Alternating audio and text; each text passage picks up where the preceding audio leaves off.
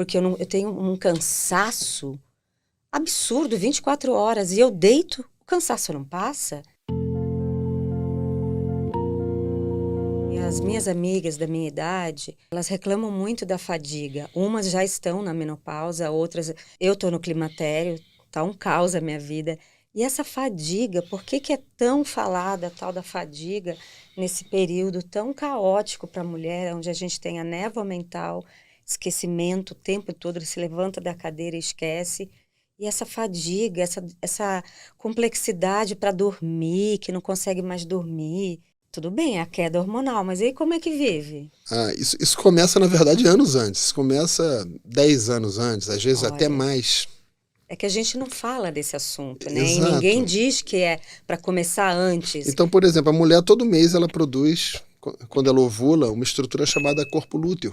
O corpo lúteo produz progesterona, que é o principal hormônio feminino, né? Então, todo mês, uma mulher jovem de 30 anos produz progesterona na segunda metade do ciclo, regulando a fisiologia dela de uma forma perfeita.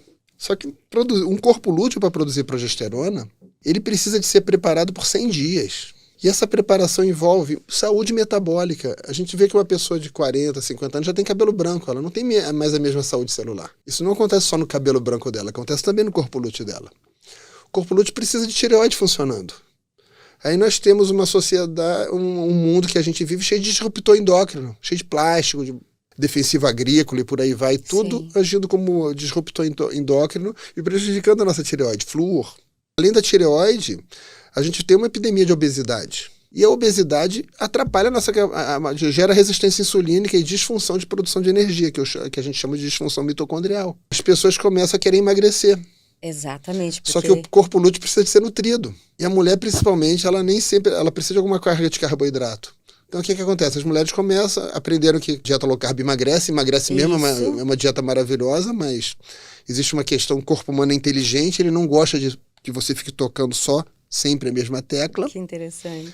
Então, o que acontece é o seguinte, e não é só low carb, também estratégias hipocalóricas, a pessoa começa querendo emagrecer, mas ela não quer emagrecer devagar, ela quer emagrecer rápido. Sim, a Ela ansiedade... entra em amenorreia. O que seria a amenorreia? A perda de menstruação é super frequente, que aí não é nem menopausa.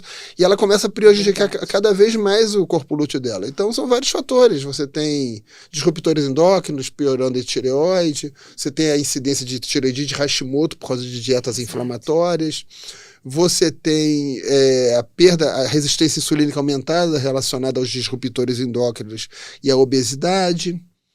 Você tem as dietas excessivas também, que também detonam o corpo lúteo. Isso tudo vai gerando uma síndrome que a gente chama de perimenopausa, onde você vai tendo um mês o corpo lúteo, a mulher não ovula e não produz o corpo lúteo.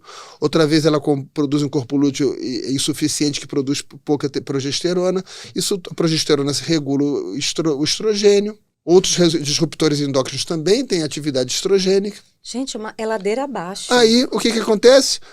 A mulher começa a ter, com baixa de progesterona, uma gangorra de estrogênio. Tem hora que o estrogênio está baixo, tem hora que o estrogênio está lá em cima. A gente chama isso de predominância estrogênica. E isso não é bom. Predominância estrogênica gera... Uma das coisas que ela gera é intolerância à histamina. Aí a pessoa começa a ter manifestações alérgicas, que nem a rinite que eu estava tendo, talvez por algum perfume, alguma coisa, mas começa a ficar super comum. Aí vem enxaqueca, diarreia, fadiga, ansiedade, transtornos psiquiátricos, fibromialgia, Sim. que às vezes não é fibromialgia, é insuficiência de progesterona. E nisso o corpo lúteo vai morrendo até que um dia... Gente do céu. Aí vem a menopausa.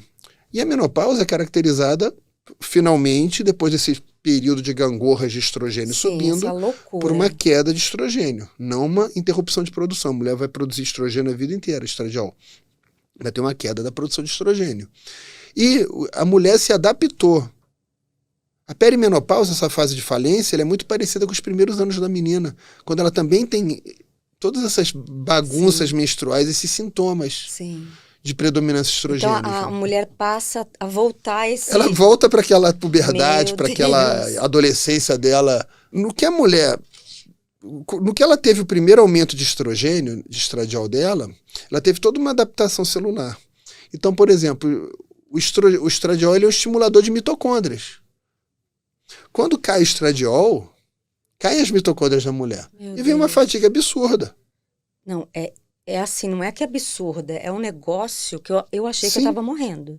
Eu fui em 3 médicos, eu falei, gente, tá acontecendo alguma coisa, eu tô morrendo, devo estar com alguma doença séria, porque eu tenho um cansaço absurdo, 24 horas, e eu deito, o cansaço não passa, e eu deito e não consigo dormir, o que que tá acontecendo? E é tão maluco, doutor, porque é um assunto que não é falado, nunca foi falado com as nossas mães, como nossas mães também não falaram com as mães dela. Então é um assunto ainda desconhecido É um para assunto gente. desconhecido e é um assunto que carrega suas controvérsias. Exatamente. Vamos lá, para começar, a gente tem que diferenciar hormônio de droga hormonal. O fato de uma substância ter uma ação hormonal não significa que ela seja um hormônio. Você diz a reposição. Exato. Tá. Outra coisa é que eu vejo muito conflito de interesse de tudo que é lado. Da medicina, você diz? Em todos os lados da medicina, a reposição hormonal também não é obrigatória. Tá.